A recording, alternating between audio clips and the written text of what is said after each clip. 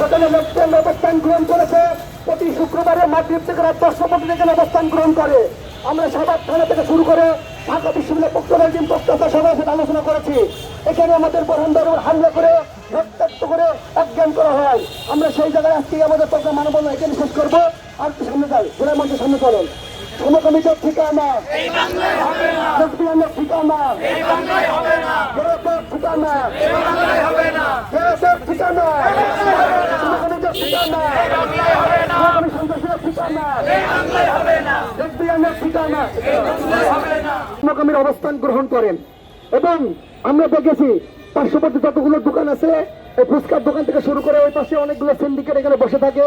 তারা অনেক ভালো ভিআইপি পোশাক পরিচ্ছদ পরিধান করে, এখানে অনেক গাড়িগুলো দাঁড়ায়, সেখান থেকে লোকজন নামে, তাদেরকে প্রোটেকশন দেয়। এবং সমকামীরা এই সমগ্র এলাকাটাকে একবার নষ্ট করে ফেলেছে। সাধারণ জনগণ যখন মিডিয়াতে আসে, বরেনবার হামলার উপর বিষয়টা যখন মিডিয়াতে আসে, নিচে লেখে যে শাহবাগে অবস্থান গ্রহণ করা যায় না নিকৃষ্ট মানুষদের জন্য। এদেরকে মানুষ বলা যায়?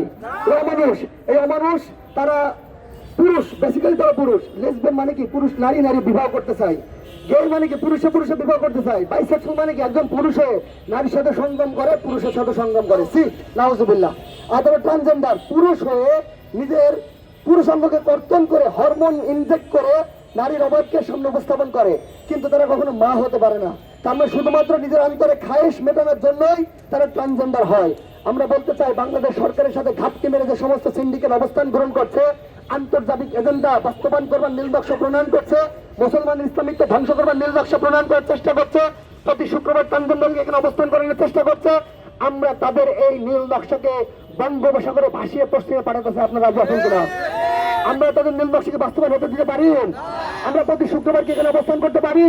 আমরা কি তাদেরকে বিতাড়িত করতে পারি? বরেন্দ্র রক্তের বদলাকে নিতে পারি?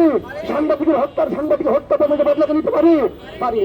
8 জনকে গ্রেপ্তার করে পুলিশ সাথে সাথে তাদেরকে পরবর্তীতে জুডিশিয়ারির মাধ্যমে তার বিচার কার্যক্রম করা হয়, চেষ্টা করা হচ্ছে এবং সেটা হবে আশা করি। সুতরাং আমরা বলতে চাই, যদি সমকামীরা কোন রকম এরকম এখানে প্রোগ্রাম করার চেষ্টা করে প্রতি শুক্রবার, বাংলাদেশ খেলাফত ছাত্র মজলিস ঢাকা বিশ্ববিদ্যালয় শাখার ছাত্রদেরকে সাথে নিয়ে, আপামর ছাত্র দলকে সাথে নিয়ে এখান থেকে ট্রান্সজেন্ডার মুক্ত বাংলাদেশ গড়া হবে ইনশাআল্লাহ। আপনারা সাথে থাকবেন।